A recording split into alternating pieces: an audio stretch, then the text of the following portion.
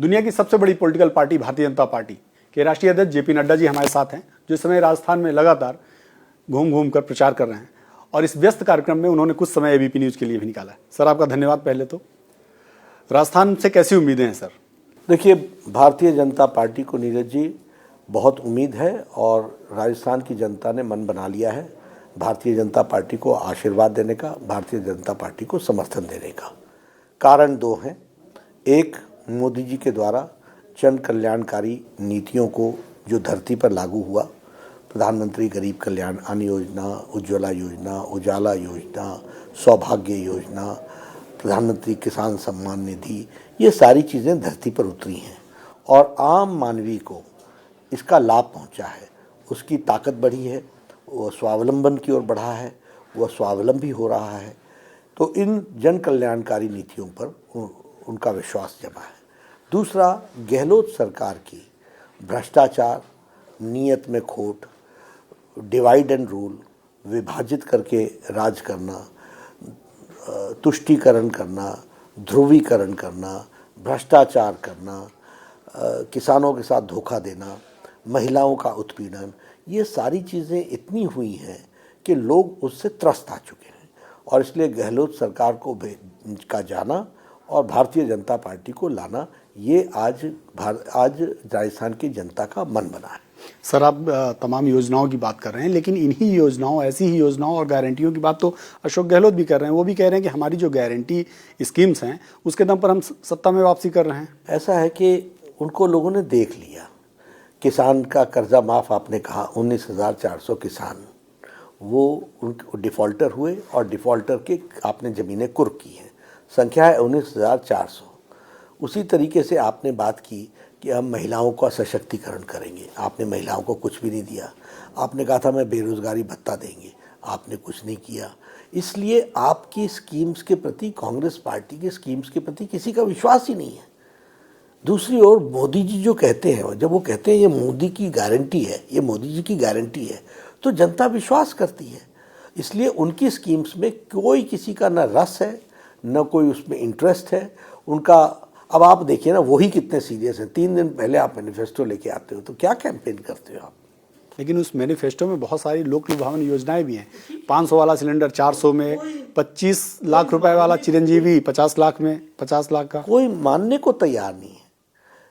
देखिए क्या होता है, कांग्रेस पार्टी को कोई इस दृष्टि से सीरियसली लेता ही नहीं है क्योंकि उनका ट्रैक रिकॉर्ड ऐसा है।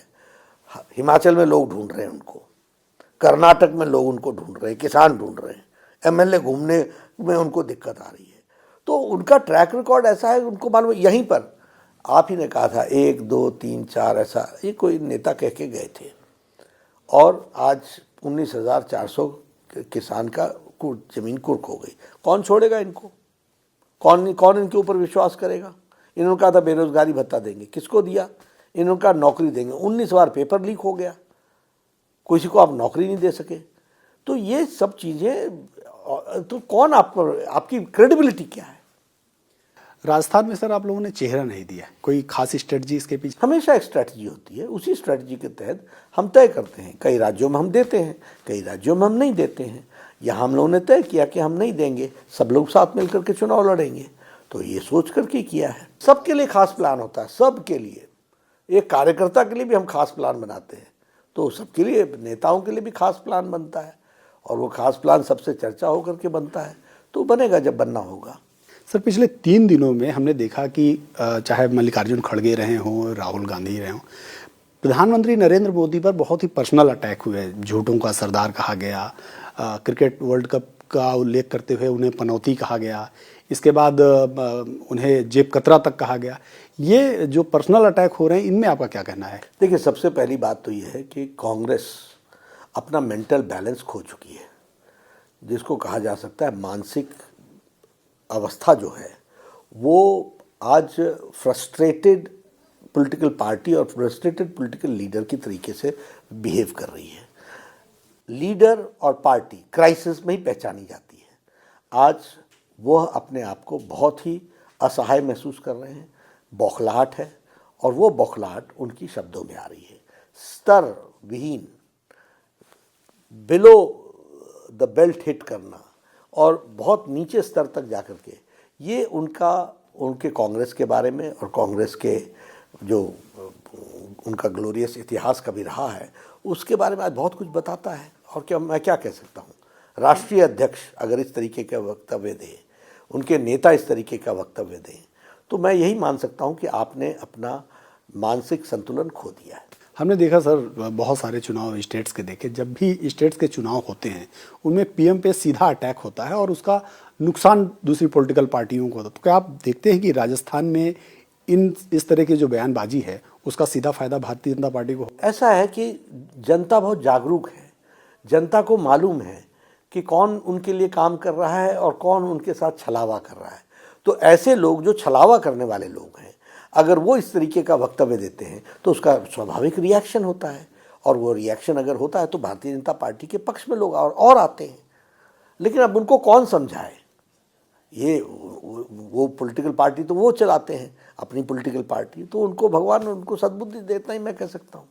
नड्डा जी, इस चुनाव के बेसिक इश्यूज क्या मानते हैं, मुद्दे क्या मानते हैं कि वाकई ये इस स्टेट के मुद्दे हैं जिन पर लोग अपना मत करेंगे? देखिए, राजस्थान मेन स्ट्रीम में विकास चाहता है, वह विकास गहलोत सरकार ने रोका। गरीब को ताकत चाहिए, उसको रोका गया। यह प्रदेश जो बहुत शांत प्रिय और जो एक अच्छी स्टेट मानी जाती थी, आज राजस्थान गहलोत सरकार के नेतृत्व में भ्रष्टाचार में नंबर 1, महिला उत्पीड़न में नंबर 1, तुष्टीकरण में नंबर 1, किसानों को धोखा देने में नंबर 1, युवाओं के साथ धोखा देने में नंबर 1, पेपर लीक में नंबर 1।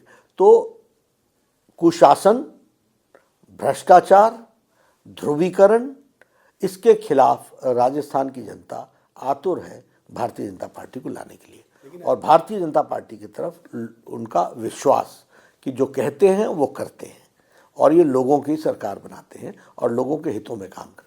लेकिन अशोक गहलोत बार बार आरोप ये लगाते हैं कि आप लोग मुद्दों पर बात नहीं करते, आप लोग तुष्टीकरण की बात करते हैं, दूसरे मुद्दों को चुनाव में लाते हैं, चुनावी मुद्दा बनाने की कोशिश करते हैं, लेकिन बेरोजगारी पर, गरीबी पर, इन सब पे बात नहीं करते। ये बार बार मंचों से कह रहे हैं सर वो। ऐसा मैंने कहा ना कि उनको क्या बोलते हैं और जो वो बोलते हैं उन पर उनको खुद विश्वास है क्या?